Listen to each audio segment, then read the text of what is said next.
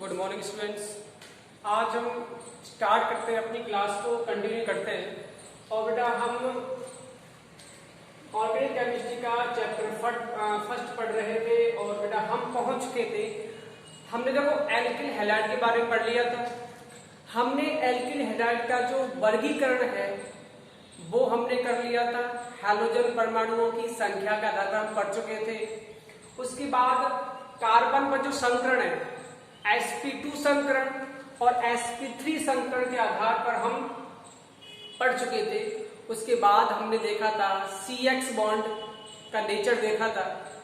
उसके बाद आपका इसमें एक टॉपिक रह जाता है, बेटा वो टॉपिक कौन सा है देखिए, CH3 Cl क्लोरोमेथेन। इसका मॉलिक्यूलर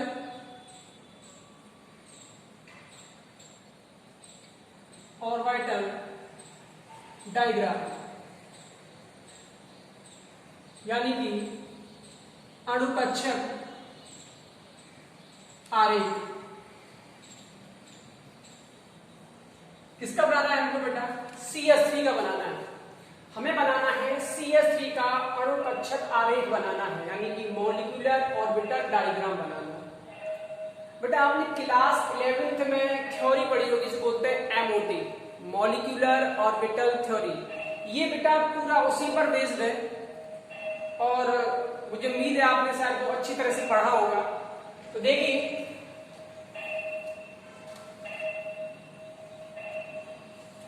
हमें पता है बेटा कि जो कार्बन होता है, इस कार्बन का जो एटॉमिक नंबर होता है, यानी परमाणु कितना होता है बेटा? 6। अगर हम इसका क्या लिखें बेटा? इलेक्ट्रॉनिक विन्यास लिखें, इलेक्ट्रॉनिक कन्फिग्रेशन लिखें तो बेटा क्या होगा? 1s2 2s2 और 2p। क्लियर है ना? कार्बन का परमाणु क्रमांक कितना होता है बेटा? 6 होता है। इसका जो इलेक्ट्रॉनिक विन्यास है वो क्या होगा बेटा? 1s2 2s2 और 2p।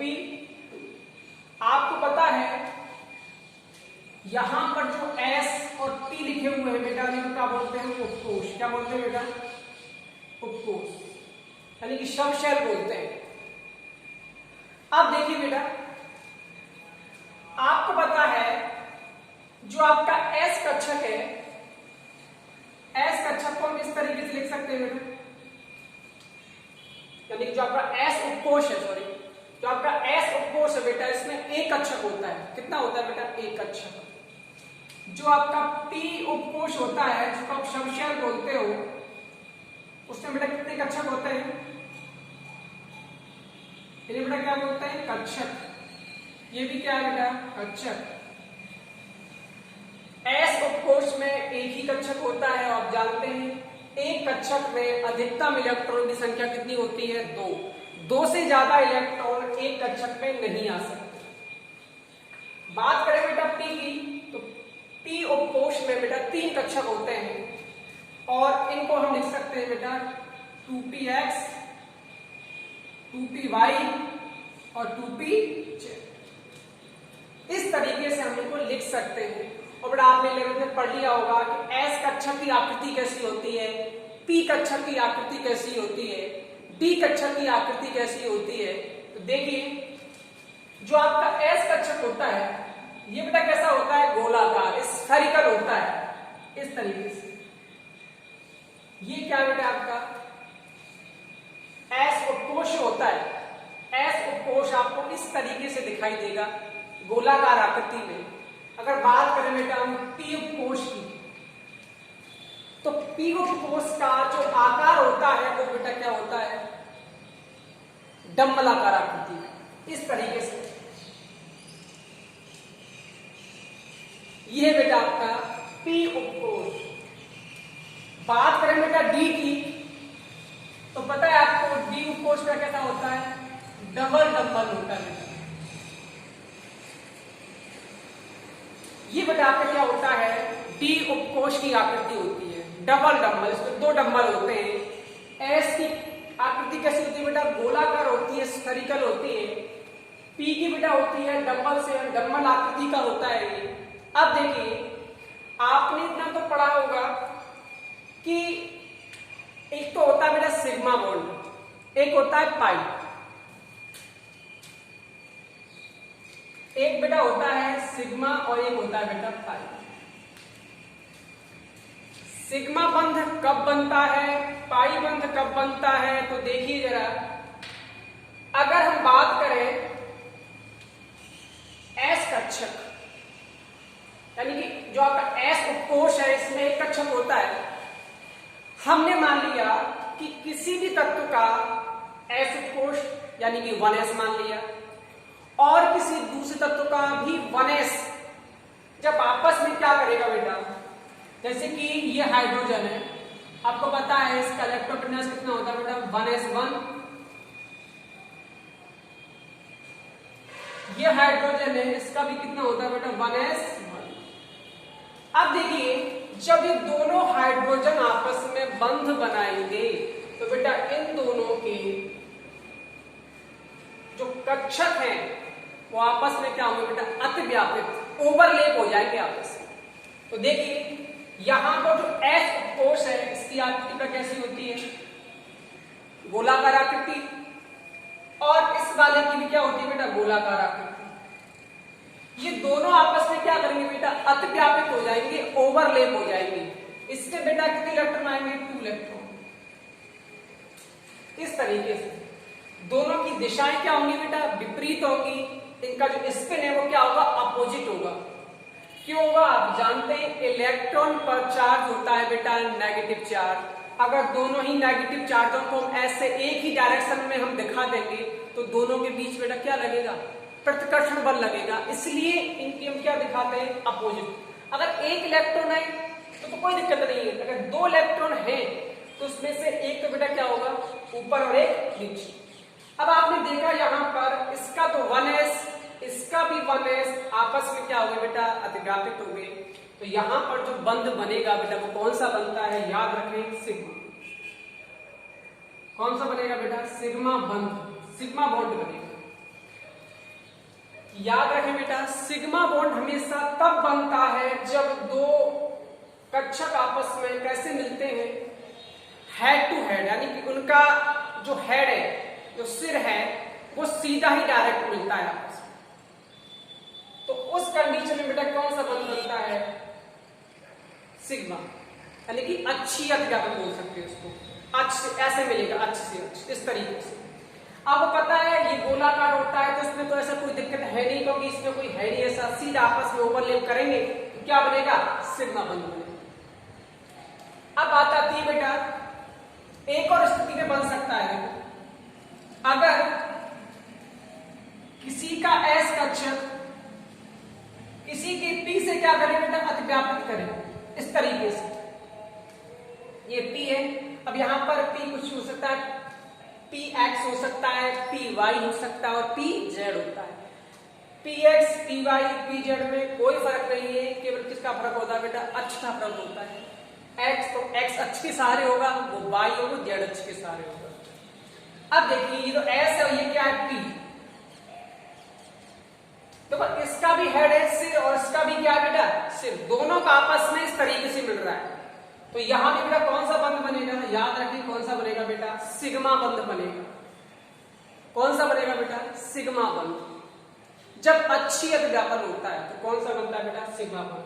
हेड से हेड मिलता है, आप ये समझ लो, हेड से हेड क्या मिलता है, जब आपस में मिलता है तो क्या बनता है बेटा, सिग्मा बंध बनता है। और पता है आपको एकल बॉन्ड हमेशा क्या होता है, सिग्मा बंध ही होता है। और एक तरीके से और हो सकता है बेटा, देखो अगर किसी का पी कक्षक दूसरे वाले के पी से क्या करता है बेटा, अतिव्यापित होता है, ओवरलैप करता है, या इसको इस तरीके से लिख सकते हैं, आप इलेक्ट्रॉन भी दिखा सकते हो, या आप इस तरीके से भी लिख सकते हैं। अब देखिए बेटा, ये भी पी है और ये भी पी है, दोनों का क्या मिल रहा है बेटा, हेड, सिर आपस में इस तरीके से मिला हुआ है। तो बेटा इसमें भी यहां कौन सा बंध बनेगा, सिग्मा बॉन्ड बनेगा, याद रखेगा। तो अब बात आती है कि पाई कब बनता है, बेटा पाई एक स्थिति बनता है अगर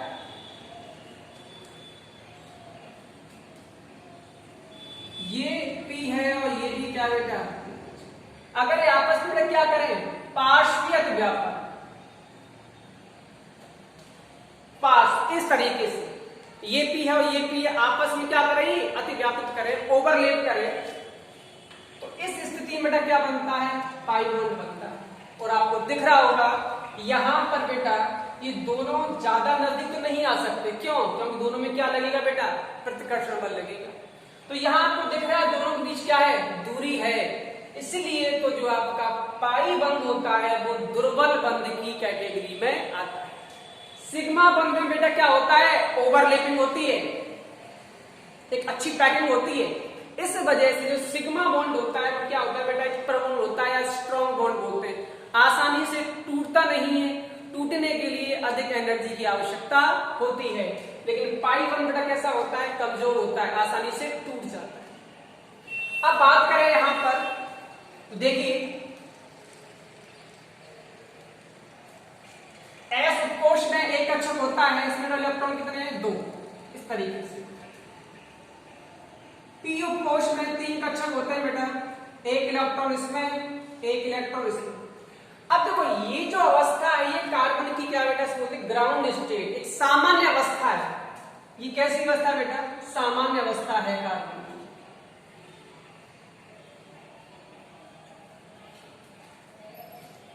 जैसे ही कार्बन के परमाणु को क्या मिलेगी बेटा, ऊर्जा मिलेगी, तो ये बेटा उत्तेजित अवस्था में जाएगा, एक्साइट स्टेट में पहुंच जाएगा, उत्तेजित अवस्था में आ जाएगा।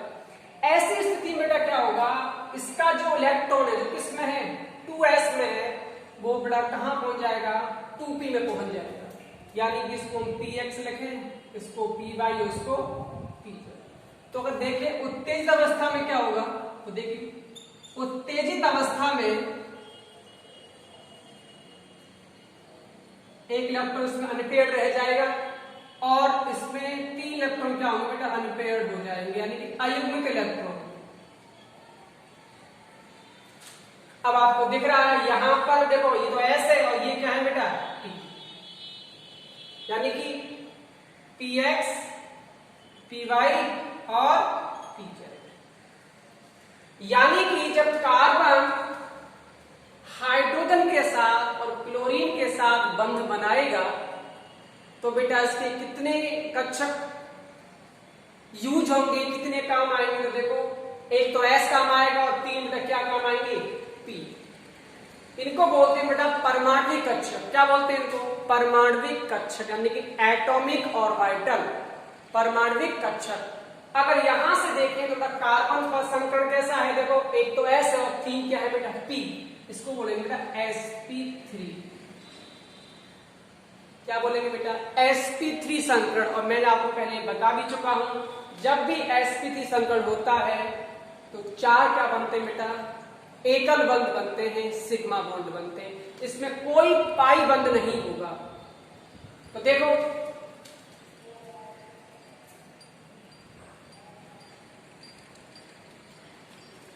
अब याद रखें यहां पर 4 क्या बनेंगे बेटा, सिग्मा बंध बनेंगे, बॉन्ड बनेंगे, और चारों ही कैसे होंगे बेटा, sp3। ये भी sp3, ये भी sp3, ये भी sp3 और ये भी sp3, यानी कि इसमें 4 क्या बनेंगे, sp3 संकृत कक्षक बनेंगे। अब यहां पर मैं बना रहा हूं बेटा, इस अणु के बना रहा हूं स्ट्रक्चर, जो देखिए पूरा यौगिक है, कार्बन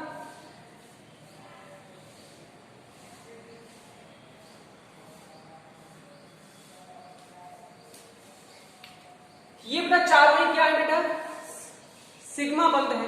अब देखिए आपको पता है यहां हाइड्रोजन कितने बेटा, 3 हाइड्रोजन है, 3 हाइड्रोजन लगाने हैं, एक यहां लगा दो, एक यहां लगा दो, एक यहां लगा दो और क्लोरीन लगा दो। अब देखो अगर यहां पर हाइड्रोजन आता है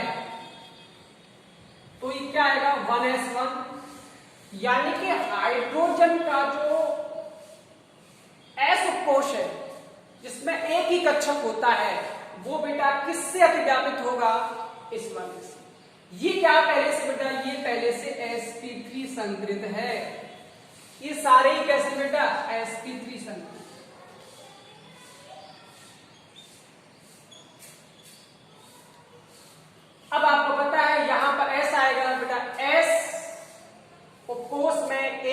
होता है जिसकी आकृति क्या होती है, गोलाकार होती है। एक इलेक्ट्रॉन इसका देखो यहां पर इस तरीके से, और ये तो ये sp3, तो आप इसको sp3s भी लिख सकते हैं, sp3s। सेम स्थिति यहां पर आएगी, इसको आप sp3s लिख सकते हैं। यहां भी वही स्थिति आएगी बेटा, आपको दिख रहा बेटा हेड से हेड मिल रहा है, सिर से सिर, तो क्या बनेगा, सिग्मा बंध बनेगा। अब यहां देखिए बेटा, यहां किसको आना है बेटा, क्लोरीन को आना है, और क्लोरीन का बेटा जो परमाणु क्रमांक होता है वो कितना होता है बेटा, Cl70। अगर हम इसका इलेक्ट्रॉनिक विन्यास लिखें बेटा, इलेक्ट्रॉनिक कॉन्फ़िगरेशन लिखें तो 1s2 2s2 2p6 3s2 3p6। अब देखिए कितने हो गए यहां पर, 6 6 इलेक्ट्रॉन तो ये है, 6 और 2 8 और 10 10 और 2 12 और 12 और 6 18 हो चुके हैं। इलेक्ट्रॉन है कितने मेरे पास, 17, तो यहां कितना आएगा बेटा 5, कितना आएगा बेटा 5। अब ये इसका बेटा बाहरी कोश है, तो बाहरी कोश में इलेक्ट्रॉन कितने बेटा 7, कितने इलेक्ट्रॉन बेटा 7 इलेक्ट्रॉन है। अगर हम इसको खोले तो देखो ये इस तरीके से होगा, देखो तो एस कक्षक है, इसमें इलेक्ट्रॉन कितने बेटा 2 इलेक्ट्रॉन है।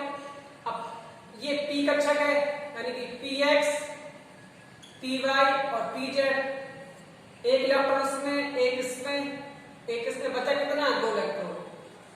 यानी कि क्लोरीन के पास बेटा केवल एक ही जो आपका पी कक्षक है वो खाली है, उसमें केवल एक ही इलेक्ट्रॉन है। तो याद रखें कार्बन का तो sp3 संकेत कक्षक बेटा किससे अतिव्यापित करेगा, क्लोरीन के पी कक्षक से। आपको पता है बेटा पी कक्षक की आकृति कैसी होती है, डंबलाकार आकृति की, तो हम बेटा इसको इस तरीके से लिखेंगे, इसको हम बोल सकते हैं बेटा sp3p संकेत कक्षक।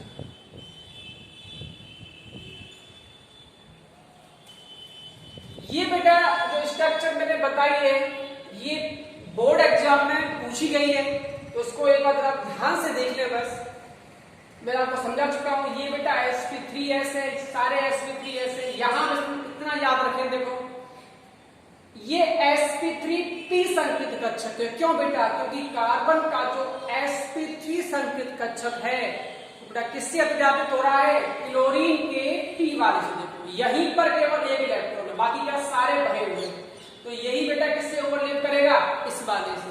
चाहो तो आप इसको इस तरीके से भी दिखा सकते हो।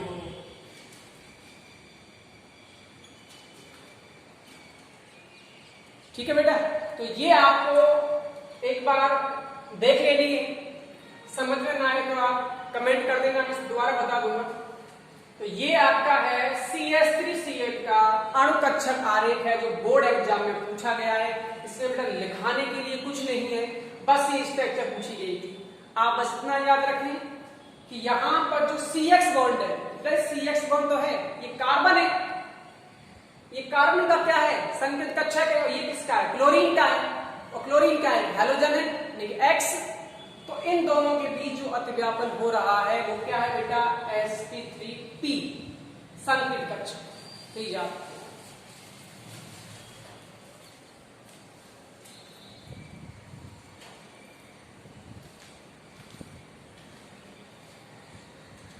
अब बेटा नेक्स्ट हम थोड़ा इसमें IUPAC आपका रह गया है। मैं IUPAC आपको ज्यादा नहीं कराऊंगा क्योंकि आपने 11th में IUPAC पढ़ रखा है। थोड़ा सा 2-3 क्वेश्चन ही कराऊंगा। देखिए IUPAC एल्किल हैलाइड हो गया, तो देखिए सीधा मैं यहां पर क्वेश्चन पे आता हूं। जैसे कि अगर लिखा हो यहां पर CH3,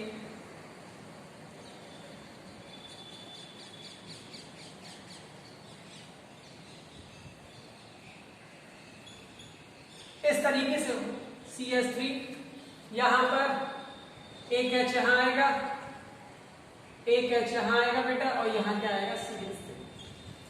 अगर आपको इस तरीके का कोई एल्केन दिया गया है, आपसे IUPAC नाम पूछे, तो बेटा IUPAC नाम में सबसे पहले बेटा की जाती है नंबरिंग की जाती है, यानी कि कार्बन की सबसे पहले लंबी चेन को आप सेलेक्ट कर लो, चुन लो, जिसमें अधिकतम कार्बन आते हो। जैसे कि यहां पर देखें तो हम कौन सी चेन ले सकते हैं, 1 2 3 4 या फिर 1 2 3 4, यही चेन है कार्बन की, यानी कि हमने कार्बन की कौन सी चेन ले ली, ये वाली।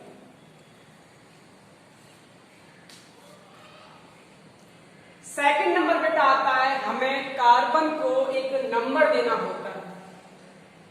अब बात आती है कि हम नंबर डालें कहां से। तो देखिए, सबसे पहले याद रखें नंबरिंग डालने का ये एक नियम है बेटा। देखो, ये तो आपकी कार्बन की चेन हो गई, तो कार्बन की चेन में से बाहर क्या रह गया है, आपसे बाहर बेटा क्या छूट गया है, क्लोरीन। ये क्लोरीन है और ये भी क्या बेटा, क्लोरीन लगा। इसका मतलब है ये क्लोरीन इस श्रृंखला में, इस चेन में तो आता नहीं है, तो ये छूट चुका है बेटा। जो छूट चुका है उसको हम क्या देते हैं, प्राथमिकता देते हैं। इसे क्या बोलते हैं बेटा, प्रतिस्थापी, सब्स्टिट्यूएंट बोलते हैं, प्रतिस्थापी बोलते हैं। तो नंबरिंग आपको वहां से करनी है जहां से क्लोरीन को कम से कम नंबर मिले। जैसे कि अगर मैं यहां से करता हूं, जैसे 1 2 3 और 4। अब इसमें समस्या क्या है, आप ऐसे करोगे तो भी वही पोजीशन आएगी, 1 2 3 4। देखिए, अब आप कहीं से कर लो, बात बराबर है। अब देखो, सबसे पहले हम लिखते हैं उसका नाम जो हमसे छूट चुका है, यानी कि प्रतिस्थापी का। अब बताइए यहां पर प्रतिस्थापी कितने नंबर पर आ रहा है बेटा, 1 आ रहा है, 2 पर 1 आ रहा है, 3, तो क्या लिखेंगे, 2, 3 डाई। डाई क्यों लिखा बेटा, क्योंकि 2 क्लोरीन, डाई क्लोरो। अब देखना कितने कार्बन है बेटा, 4 कार्बन है, तो 4 बेटा कार्बन को क्या बोलते हैं, ब्यूट। और कार्बन कार्बन के बीच क्या बेटा, एकल बंध है, सिंगल बॉन्ड है, तो क्या एल्केन, तो क्या लिखेंगे इसको, ब्यूटेन। क्या लिखेंगे इसको, ब्यूटेन। ये इसका बेटा क्या है, IUPAC नाम। एक क्वेश्चन और देख लो आप,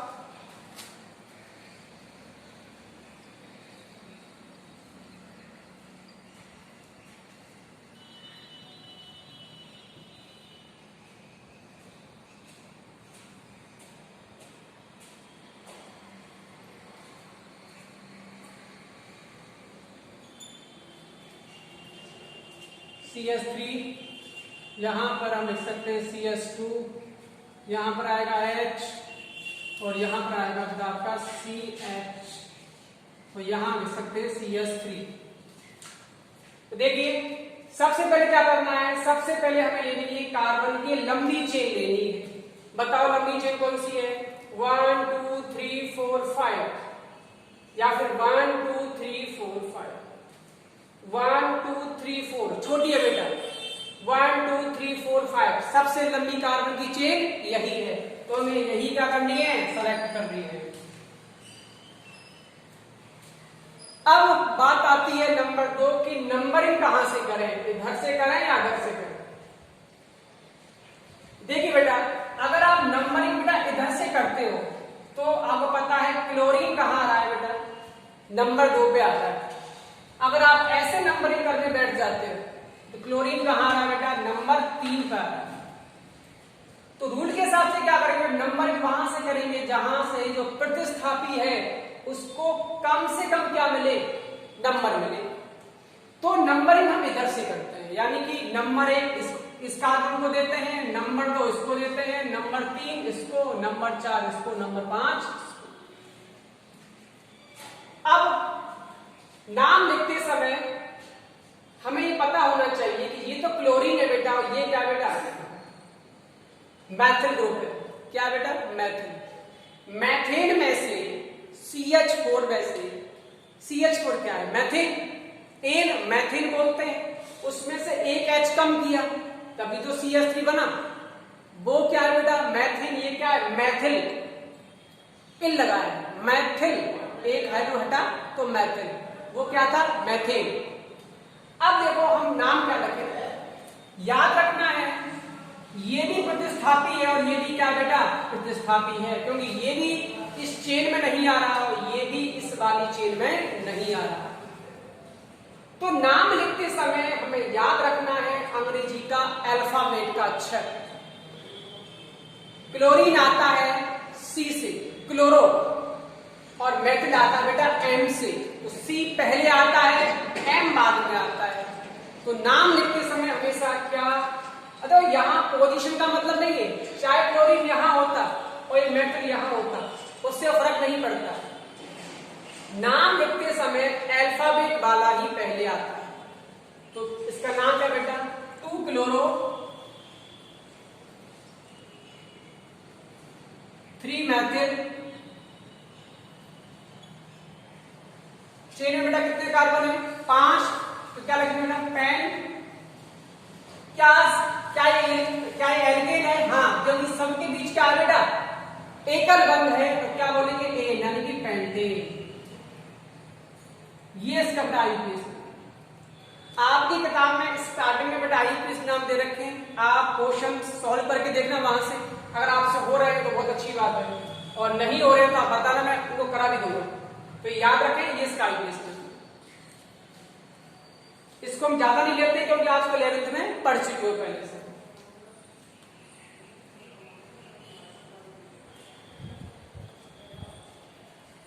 अब बेटा हमारी शुरू होती है बेटा रासायनिक अभिक्रियाएं। यहां से आपका ऑर्गेनिक केमिस्ट्री, जिसमें रिएक्शन कई सारी होती है, ढेर सारी रिएक्शन होती है, आपको याद करनी पड़ती है। लिख लिख के याद करना बेटा, ये याद रखें, लिख लिख के याद करनी है। अब इसमें बेटा रासायनिक अभिक्रियाओं में पहला आता है एल्किल हैलाइड बनाने की विधियां, मेथड ऑफ प्रिपरेशन और मेथड ऑफ एल्काइल हैलाइड, यानी कि जो आपका एल्किल हैलाइड है, एल्किल हैलाइड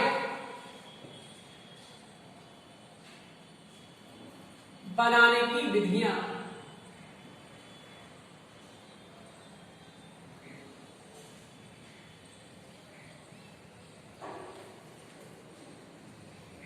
इसमें बेटा नंबर 1 आता है एल्केन से। तुम्हें किससे बनाना है, एल्केन से। तुम्हें क्या बनाना है बेटा, तुम्हें एल्केन से बनाना है, एल्केन के द्वारा, फ्रॉम एल्केन।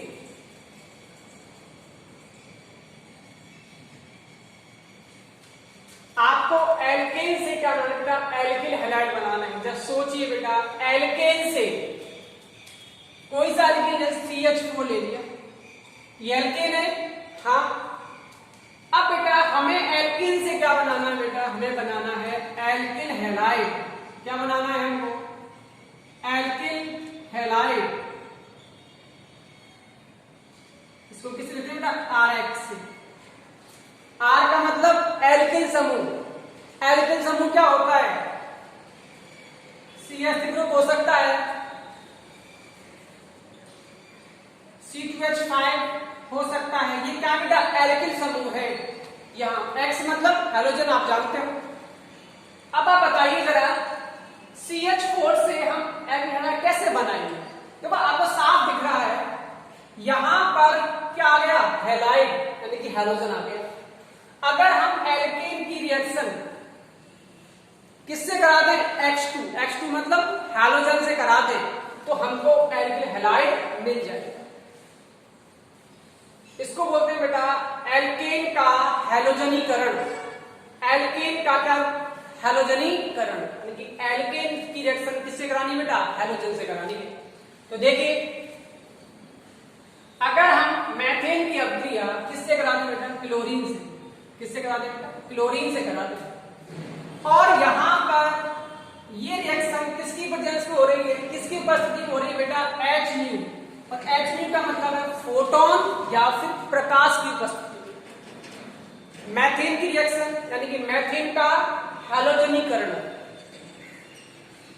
इसको हम क्लोरीनेशन भी बोलते हैं। क्लोरीनीकरण बोलते हैं। तो ये रिएक्शन 11th की है, याद रखो, वहां हम इसको पढ़ चुके हो, इसकी पूरी मैकेनिज्म दे रखी है, ये क्रिया होती कैसे। मैथेन में आपने क्या करना है, क्लोरीन।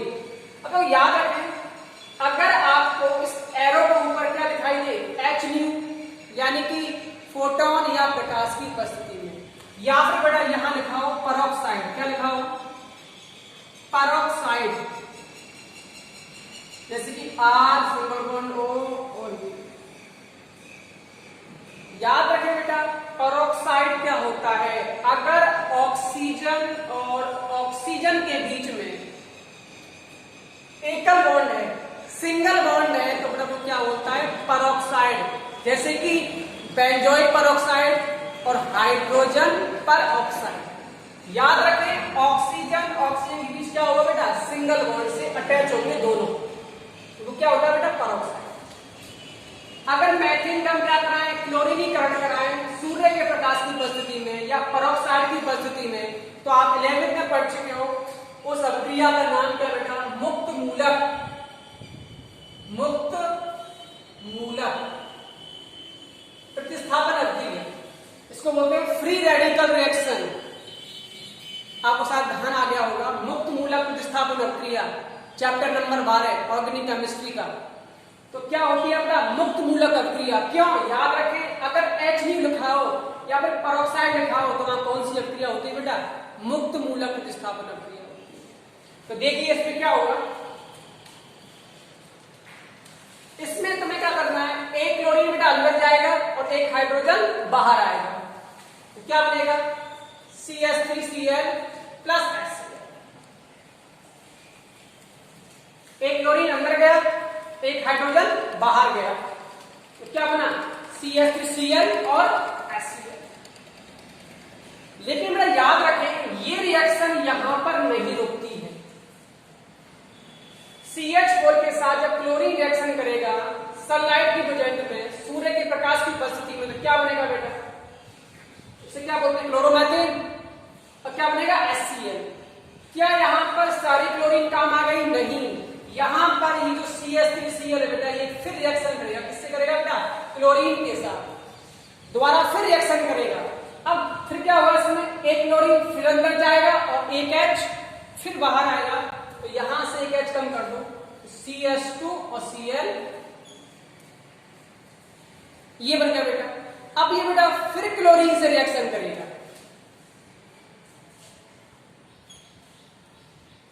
फिर वही कहानी, एक क्लोरीन अंदर जाएगा, एक हाइड्रोजन बाहर आ जाएगा, तो क्या लिखेंगे बेटा, CHCl3। ये बेटा फिर रिएक्शन करेगा क्लोरीन के साथ, तो क्या बनाएगा, CCl।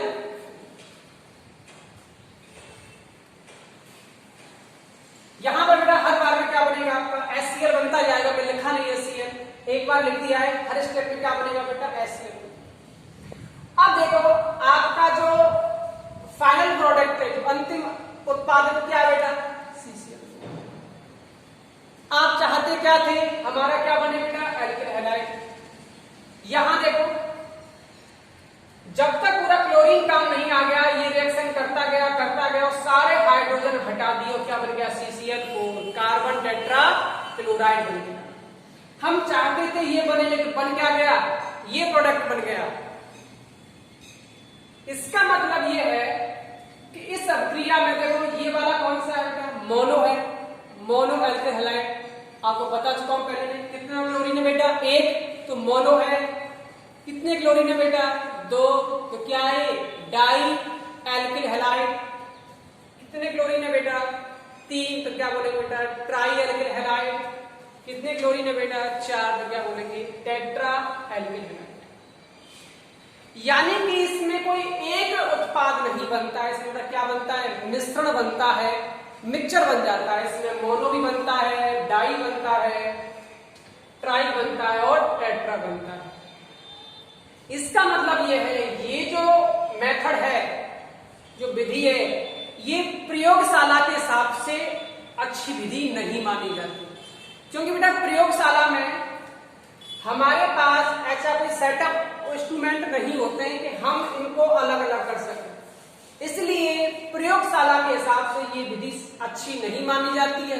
हाँ, इंडस्ट्रियल देखें यानी कि औद्योगिक के रूप में देखें तो ये अच्छी विधि है, क्योंकि उद्योगों में, इंडस्ट्रीज में बड़े बड़े सेटअप होते हैं तो वहां इनको हम सेपरेट कर सकते हैं, लेकिन प्रयोगशाला के मेथड से ये विधि अच्छी नहीं मानी जाती। इस चीज को याद रखें। उसका कारण क्या है? क्योंकि इसमें मोनो एल्केहाइड बनता है, डाई बनता है, ट्राई बनता है और टेट्रा एल्केहाइड भी बनता है, इसलिए ये प्रयोगशाला के रूप में अच्छी विधि नहीं मानी जाती।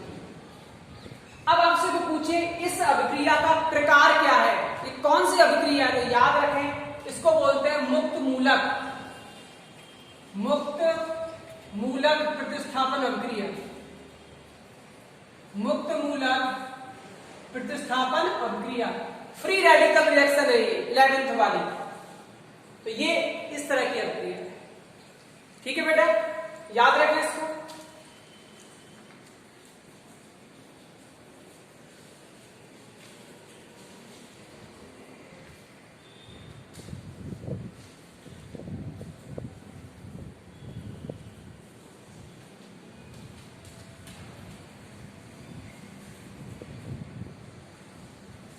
बेटा सेकंड इसमें रिएक्शन आती है आपकी, नंबर 2 आती है बेटा फ्रॉम एल्कीन, यानी कि एल्कीन से आप एल्किल हैलाइड कैसे बनाओगे? किससे बनाना बेटा आपको? एल्कीन द्वारा, एल्कीन के द्वारा फ्रॉम एल्कीन से बनाना है। अब देखिए बेटा RCH डबल बॉन्ड CH, ये क्या बेटा? एक एल्कीन है। याद रखें ये एक असममित एल्कीन है, अनसिमेट्रिकल। असममित क्यों है बेटा? याद रखें, देखो ये डबल बॉन्ड वाले कार्बन है, अगर हम इस तरीके से देखें तो यहां पर तो लगा हुआ है R, यानी कोई CH ग्रुप लगा हुआ है, लेकिन यहां पर कोई ग्रुप नहीं है। अगर यहां भी R होता तो आप बोलते हैं क्या है? सममित एल्कीन है, लेकिन यहां पर एक ही साइड में क्या लगा हुआ है? R लगा हुआ है, यानी कि कोई मैत्री ग्रुप हो सकता है। तो याद रखें इसको क्या बोलते हैं बेटा? असममित एल्कीन। ये सम्मित नहीं है, क्योंकि डबल बॉन्ड वाले कार्बन के दोनों तरफ सेम ग्रुप नहीं है, समान समूह नहीं है, तो ये क्या है? असममित एल्कीन है। अगर हम असममित एल्कीन की अभिक्रिया किससे कराएं बेटा? HX। HX का मतलब बेटा यहां पर HCl हो सकता है, यहां पर HBr हो सकता है, यहां पर HI हो सकता है, यहां पर HI हो सकता है। X मतलब हेलोजन। अब जब HX की अभिक्रिया हम असममित एल्कीन से कराएंगे तो बड़ा याद रखना है आपको, यहां पर इस वाली एल्कीन में जब HX का एडिशन होगा, योग होगा, तो बेटा ये एक अभिक्रिया का प्रकार है, उसे बोलते हैं इलेक्ट्रोफिलिक। इलेक्ट्रॉन इसने ही प्रतिस्थापन किया। ठीक है, तो ये चीज आप याद रखें। अब देखिए 11th में आपने पढ़ा बेटा मार्कोनी-कॉफ रूल। मार्कोनी-कॉफ रूल क्या कहता है बेटा? अगर असममित एल्कीन हो और उसमें HX कप में क्या कराना हो? एडिशन कराना हो, तो जो हाइड्रोजन है, जो हाइड्रोजन बेटा, ये हाइड्रोजन बेटा वहां लगेगा